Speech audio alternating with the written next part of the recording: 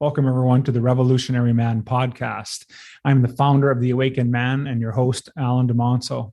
Have you ever had the experience of striving for a goal and just as it was about to start, you pulled away and stopped moving forward? I know I have. The negative self-talk creeps in, and the next thing you know, you're back to where you started. Behind this and other limiting belief resides, though, an emotional trauma that has shifted into disempowering beliefs about who we are and what we are to become.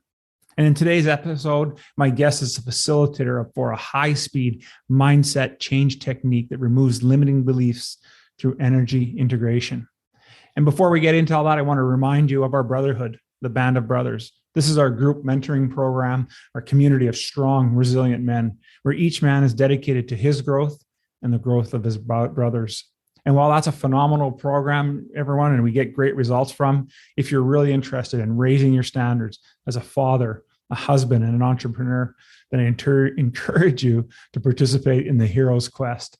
It's a 90-day mentoring program guaranteed to improve all aspects of your life. So where can you find all this information? Well, you can find it at the Awakened Man Training Academy at members.theawakenedman.net. And with that, let's get on with today's episode. The average man today is sleepwalking through life, many never reaching their true potential, let alone ever crossing the finish line to living a purposeful life.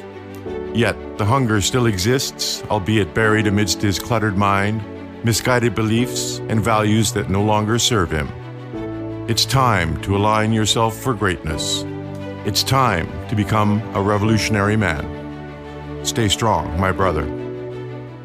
As customary, I'd like to always start off by asking a couple of questions just to help us set the stage for today's talk.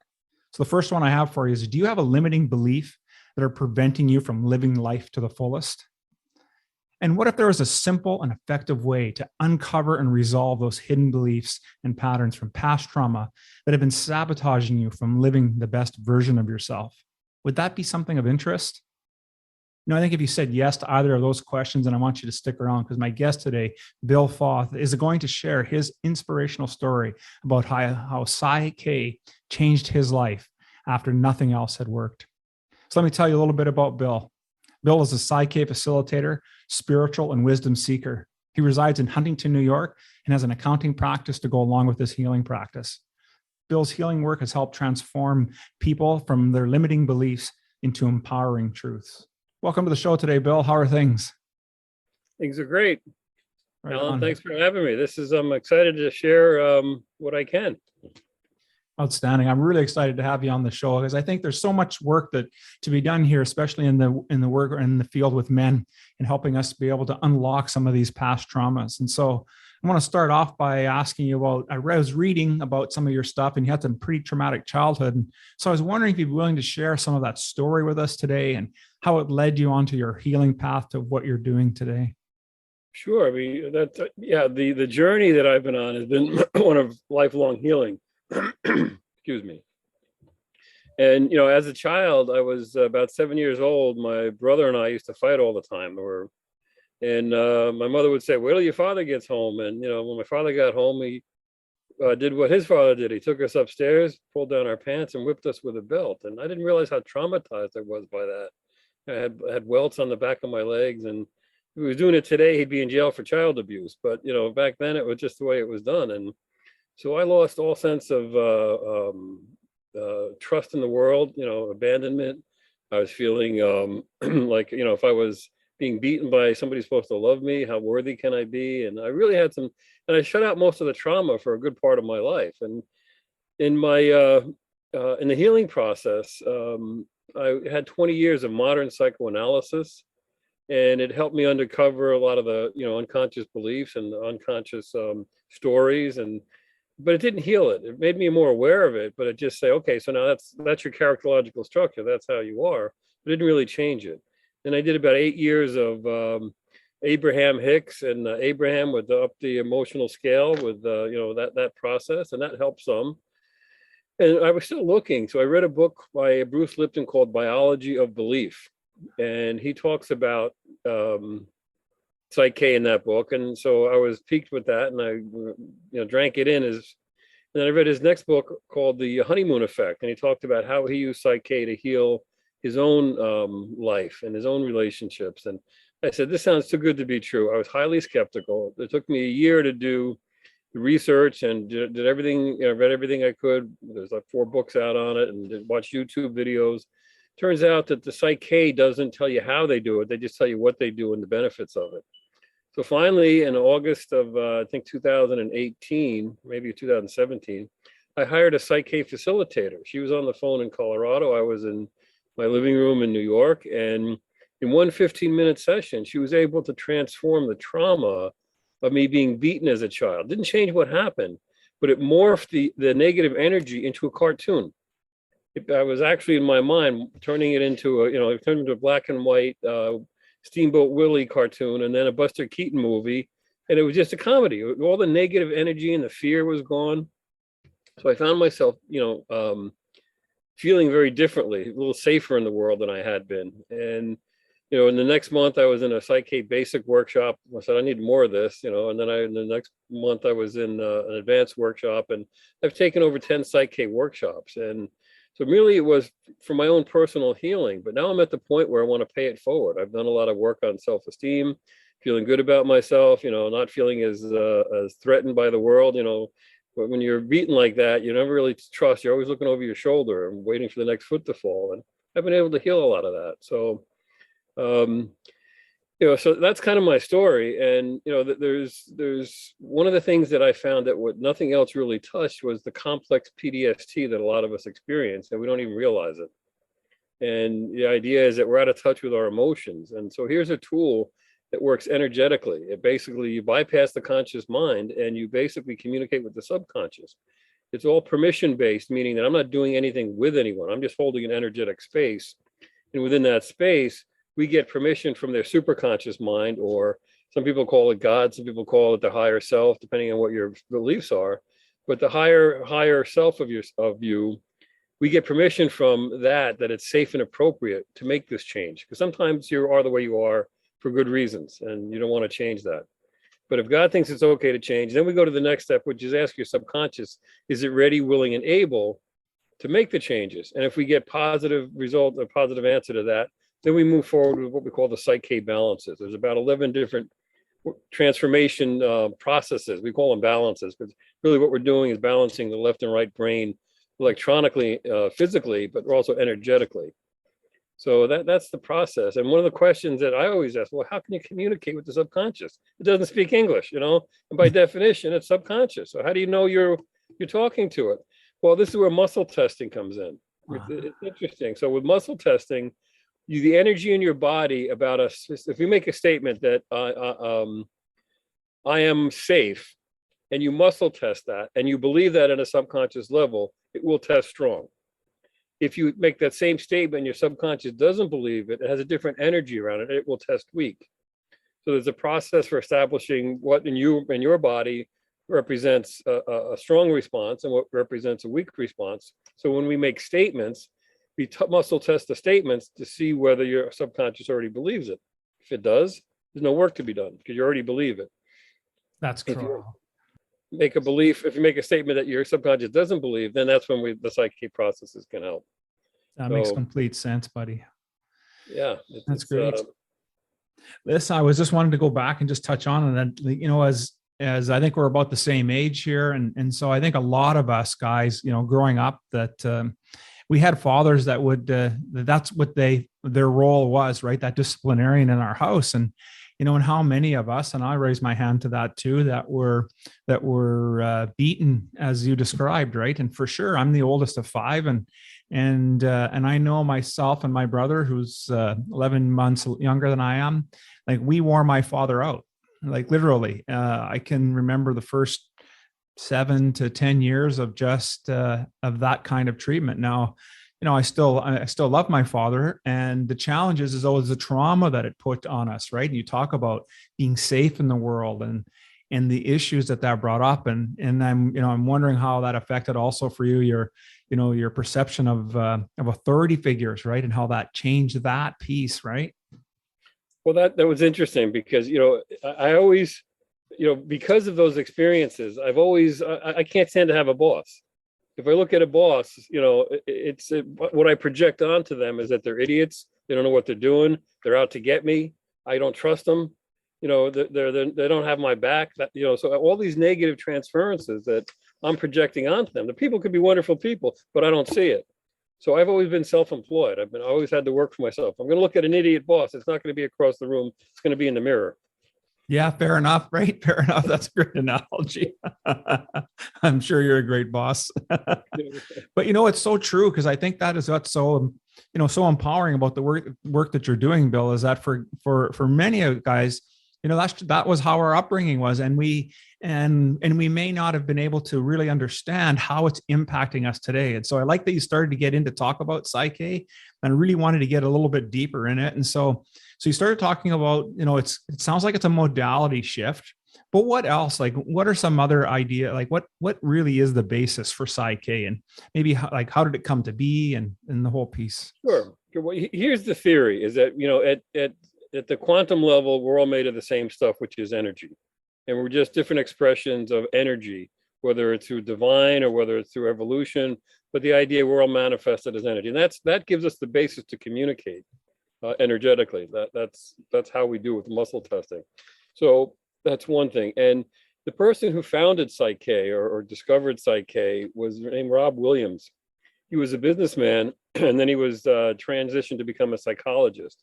And he was treating his patients, and he found that his patients from the talking cure weren't really getting healed. And he got angry, and he yelled at God, and he got this download in his sleep of some of the balances. And so he turned it into using it with his patients and getting results. And then he turned it into a training program. And here it is 33 years later, and there's over 479 facilitators worldwide. There's 77 in the United States. And I'm one of the facilitators in the United States. And we work worldwide because we work on Zoom, but there's only 37 instructors. So I'm licensed to do Psych-K. I'm not licensed to teach it. So it is an energy modality. It's part of the subset of energy psychology.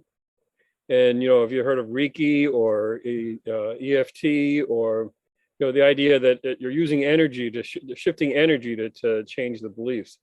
The other theory or aspect of it is that there's a conscious mind and there's a subconscious mind, and 5% of our awareness is conscious. The other 95% are subconscious.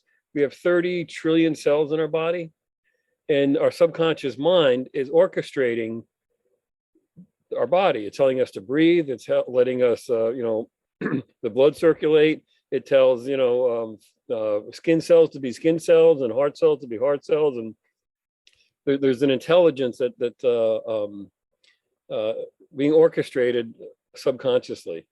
And what happens is through our childhood, and here's the interesting thing, is we all go through the same developmental process.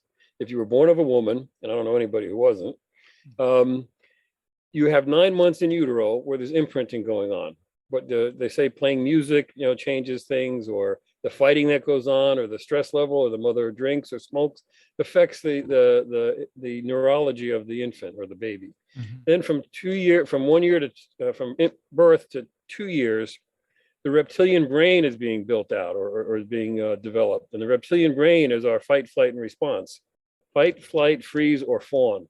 We learn whether the world is safe or not. So again, depending on our experiences, what kind of parenting we had, how frustrated we were with not being fed or changed, or what kind of care we got, it determines our basic characterological view of whether the world is a safe place to be or not.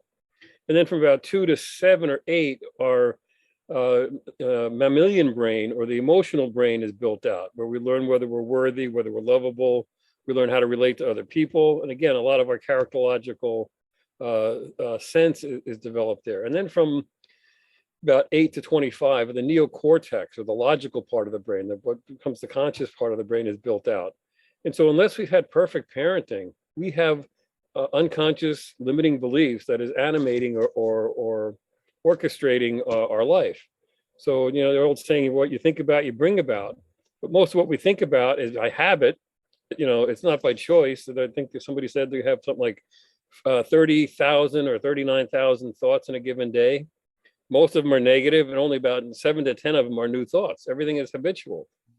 And again, they were given to us. So and the idea is that if the quality of your life is the way you want it, then that's great. That's wonderful, but if it's not, then how do you change it? How do you improve it?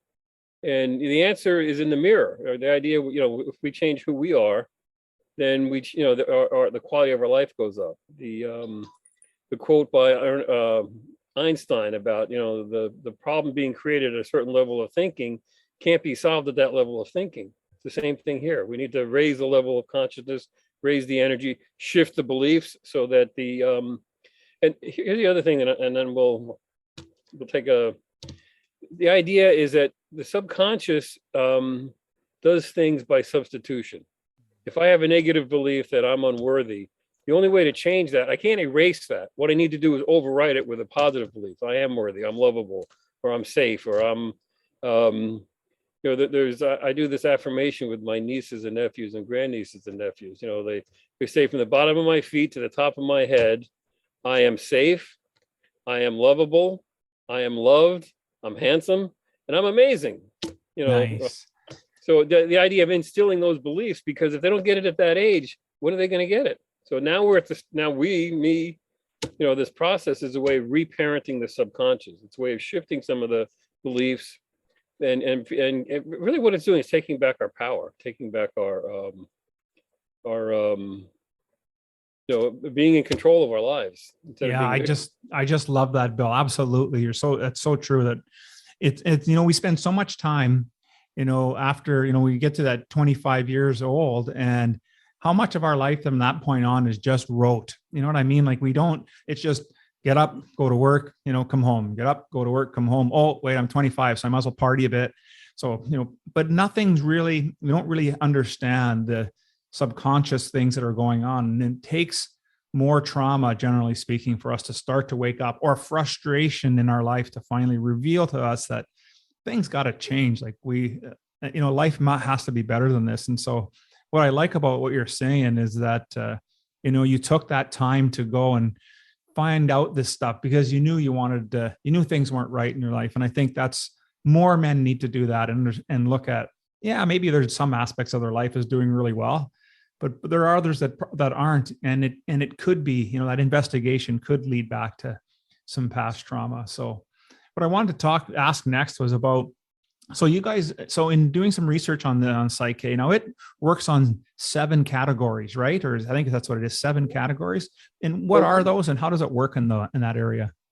Okay, so the idea, we call them the 7 categories of change, or there's really 3 aspects or 3 applications of Psych-K.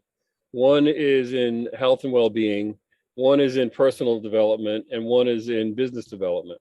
So in the personal development arena, we call them the 7 categories of change. And really what they are different aspects of life that we have different levels of functionality in.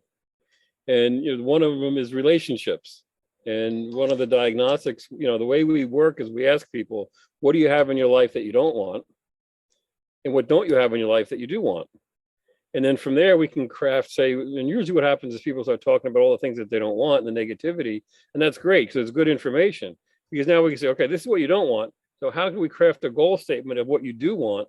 And then we use that to install it. And if we can't come up with one, we have like 11 sample goal statements in each of these 7 categories.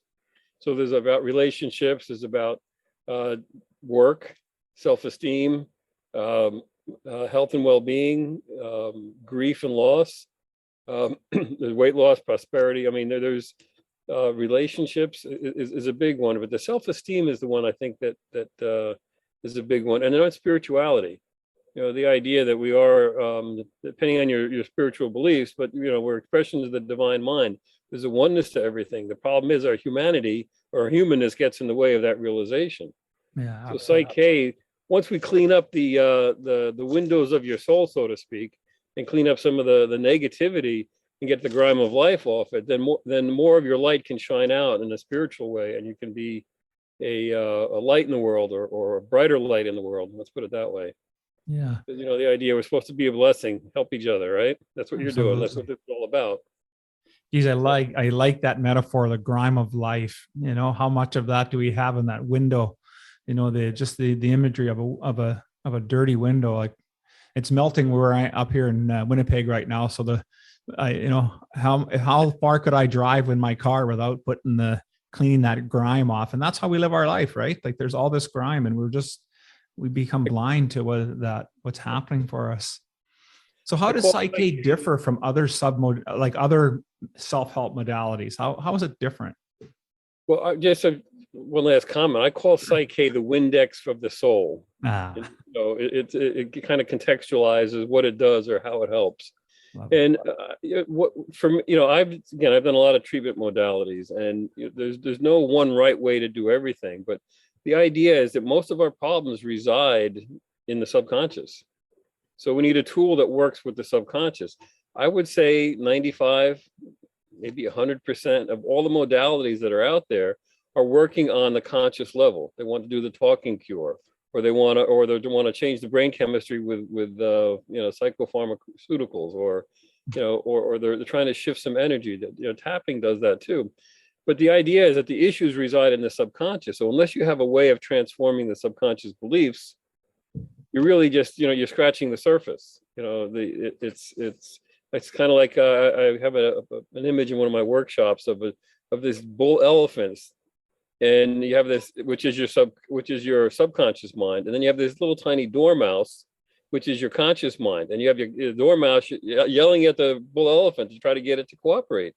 And every now and then, if you do enough affirmations, or you shout loud enough, or you give enough energy into it, and maybe you can shift the beliefs. And there's another slide where the bull elephant is standing on a stool because it listened to the dormouse, but that's hard to do.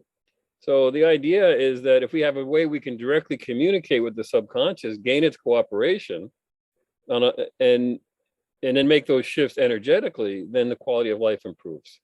It's like rewriting the software of your mind. That's one of the ways of conceptualizing it. Love it. Love that idea. Yeah, for sure. It's because as soon as the moment that we start dealing with the subconscious mind and we get away from all the chatter that's going on in our conscious mind, then we have a better opportunity. And full disclosure here to the listening audience, you and I had a session, and I got to tell you, it was so profound, the shift that happened in that 20 minutes. It was just amazing, and more so than some of the other work that I've done. Like I've gone out and I'm licensed as an NLP practitioner, and I've done hypnotherapy, but this one 20-minute session with you, Bill, was really profound shift. And I think it's because of the techniques and the testing and really getting to know our true self. And I think that's what you're really getting at. It's about getting to the core of who we are as human beings. Well, I think Psych-K uses multiple modalities. It has NLP as part of it. It has, the idea is when we ask people in a session, when we're doing the balance, we ask them to look down. Head level, but eyes looking down, because when you do that, you're accessing the kinesthetic part of the body, the feeling part of the body. If you look level, it's your auditory. If you look up, it's the visual cortex. So we want to deal with the feeling tone. So there's some of that, NLP and the physiology part of it. And then there's, again, what's working, what's not working, what's good in your life, what's not good. And there's really three, well, more than that, but the idea that there's, with Psych-K, we can transform the limiting beliefs. We can just say, I'm not worthy to I am worthy, or that kind of thing. And then we can transform the perception of stress, which is, for me, I was, because I had such a visceral change in my first session, I was sold. I'm a believer. So now the question is, how can you pay it forward? So we can transform the meaning making of stressful situations from the past, so they're not holding us back, or they're not negatively influencing us. And then the last thing is, and today, if we have stress, past, present, or future, if something is causing you stress or anxiety, we can change the emotional meaning making around that stress. So when you think of it, it's no longer stressful.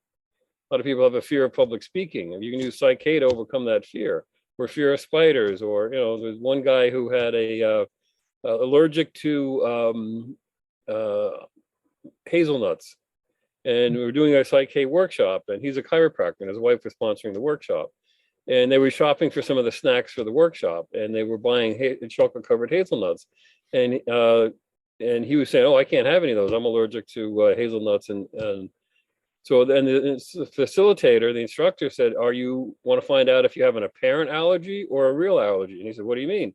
He said, "Well, there's something that it's an apparent allergy, and if it is, then we can use the Psych-K balances to change the meaning making around it." And so they did that process. Turned out that he had an issue with his mother when he was 8 years old, and they transferred it to the hazelnuts. So he was allergic to them. They balanced around that, changed the meaning making, and the next day he walks into the workshop popping these chocolate covered hazelnut. No reaction. How's that possible? Again, it's emotional meaning making we attach to things. So it's very powerful. So the idea is changing the unconscious associations. Yeah, well, and because you're dealing with the root cause, right? You're dealing with the actual cause of it and not the symptoms of what's up front, right? That's what I really like about what you're talking about. And and because you're dealing with that subconscious modality, you can bypass a lot of the BS, the stories that we tell ourselves, right? Right. Well, that's one of the things I like about Psych-K is sometimes you don't, because it's not written and it's not conscious, there's an energetic shift that goes on. Whether you're consciously aware of it or not, it doesn't matter. But it usually you have some kind of visceral change. When I do sessions with people, they either feel calmer at the end of the session, or they feel a shift, or something has changed, and then maybe they start dreaming a little differently, or they'll notice that they're walking or interacting with somebody differently than they would have in the past. Yeah. So, and again, there are basically 12 different.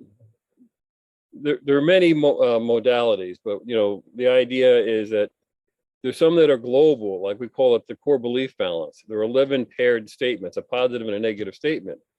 And we muscle test to see whether your subconscious believes them. And if one of them is out of balance, meaning that you believe the negative statement and you don't believe the positive statement, then that's something that we shift as part of the process. And it can be around just a global, prophylactic type of thing, or it can be where we have a specific issue that you're dealing with. I had one woman who had back pain, and chronic back pain for many years. And we ended up doing the core belief balance, and her back pain went away. So and then, she realized she had issues with her husband and her ex-husband, and she'd been carrying around some of the energy there. And once she released that, things changed. Then there's also what they call the health and well-being balance, which is probably one of the most comprehensive balances we have. There's 22 paired statements about life, and then again, we muscle test to see whether somebody believes them, believes a positive statement and test weak to the negative statement. And when they're the reversed, that's how we know, okay, we balance for those and we shift them. So again, very powerful way of globally kind of, shifting things if you don't have a specific issue you want to work on. Yeah. There's another balance where we basically call it the life bonding balance. We're using a breathing exercise, using the Hara point and I forget the name of the other one right now, but the idea is breathing from your chest into the midpoint of your body, and you're releasing the negative energy. And there's 8 steps to it. You manage, pre-birth, then all the way up through life, and then you're imagining yourself dying, and then life after your death. So you're imagining that life after death, so to speak. And then we have you imagine your worst case death, and then your best case death. And then the idea being it takes away the fear of death, so we can be in the present. We can be in the moment. We're not, we don't do a lot of things out of fear. If we take that fear away, then we can be more present in the moment. So love that. Anyway, yeah, there's a lot of neat stuff we can do. So absolutely, yeah. So that was the next thing I was going to ask. So we know that it touches on all different aspects of our life. So, and you already mentioned about, one of the areas that you can use Psych-K to help resolve, and that was in relationships and self-esteem, weight loss. But what else, generally as for men, what are other areas that, would you consider that this would work really well with? Well, one of the things that I like to do prophylactically is I am enough. Mm-hmm. And then test that and see, if that's a belief, and if it's not, then we balance for that. And then I am safe. A lot of times, the issues that we have are effects; they're not causes. And there's a poverty of self-esteem in this country or in this world. So if we can enhance the self-esteem, Then another one is I am worthy, I am enough, I am safe, I'm lovable, I am loved. Those kind of things tend to be, when you don't have those things, then you're living life in reaction to trying to find them, Yeah, So, boy, I love that, Bill, that you talk about poverty of self-esteem and how many of us today have that challenge. I think all of us could admit we have moments, maybe longer than moments, of days of low self-esteem and not feeling worthy of who we are or accomplishing what we are. And I think we spend so much time looking at the outside piece, that your work, this healing work that you're doing with Psych-K, is so needed, especially for men. And that's really why I wanted to have you on the podcast today, was to get guys to understand and listen that this is important, powerful work that we need to do for ourselves. Well, one of the things that I think you and I can work well together is because I don't want to be a coach. I want to be a Psych-K facilitator. And I'm really a good tool in the toolbox of a coach, because the coach, that your 90-day program is phenomenal. And, we need that. And then what happens is we run into roadblocks, or we run into, patterns, and I can help unblock those roadblocks, So the idea is that it's just that kind of thing, I can do coaching, but I don't want to do coaching. Yeah, no, fair enough, right? And because you're so good at doing the Psych-K piece of it, it is a great compliment, and something that that really helps guys to unlock that one missing piece. Right. So listen, as we look to wrap up today, what's one thing that you'd like our listeners to remember about what we talked about, or as a takeaway? Well, I guess the main thing is what's working in your life, what's not working. If there's things that aren't working, and the other thing that I found that people who find me rather than me finding them is that they're seekers. They're looking for a better quality of life, and they've tried a lot of things, and they're still seeking because they haven't gotten all the answers, or they haven't gotten all the improvement that they're looking for. So if you come with the realizing that I want more, or I want to feel better, or I want to, I can't guarantee anything. I'm not a doctor, but the idea is that, if we can find a root cause in beliefs and shift that, then the quality of life will change. So if your life is perfect, then send me a letter and tell me how wonderful it is. And how's that possible? And if it's not, then, does it make sense to spend a little time trying to improve it? 100%.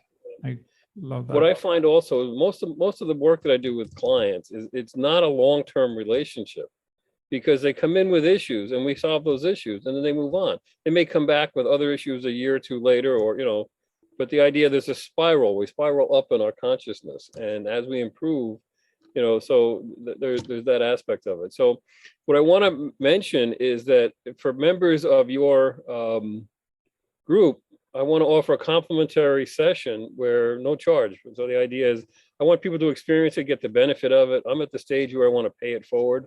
Wow. And the idea that maybe if people get help, they can refer other people, or maybe we can do some paid sessions.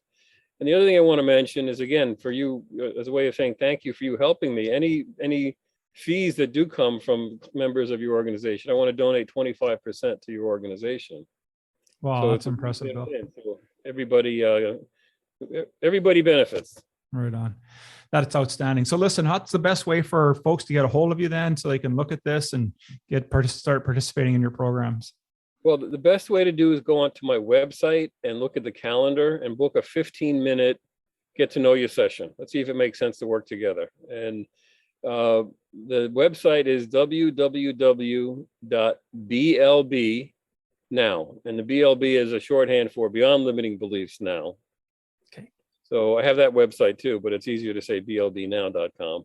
Yeah. And my cell phone, which I guess we can put in the notes, which is text me and then say you're looking for me, and then we can set up a time to chat. Perfect. Well, I'm going to put all that information in the show notes so people can reach out and get a hold of you, Bill. I want to just say thank you so much for spending time with me today. We unpacked so much, and hopefully we've been able to shed some light on a new, more profound way of releasing hidden patterns that are sabotaging men's lives. And the work that you're doing, Bill, is phenomenal. And congratulations. So grateful that you were here with us today. Thank you for having me. It's great I want to pay it forward and, be a blessing and get the light out there. We can Absolutely. help each other. That's what we're here for. Absolutely. Thanks so much, my friend. You're welcome. Thank you.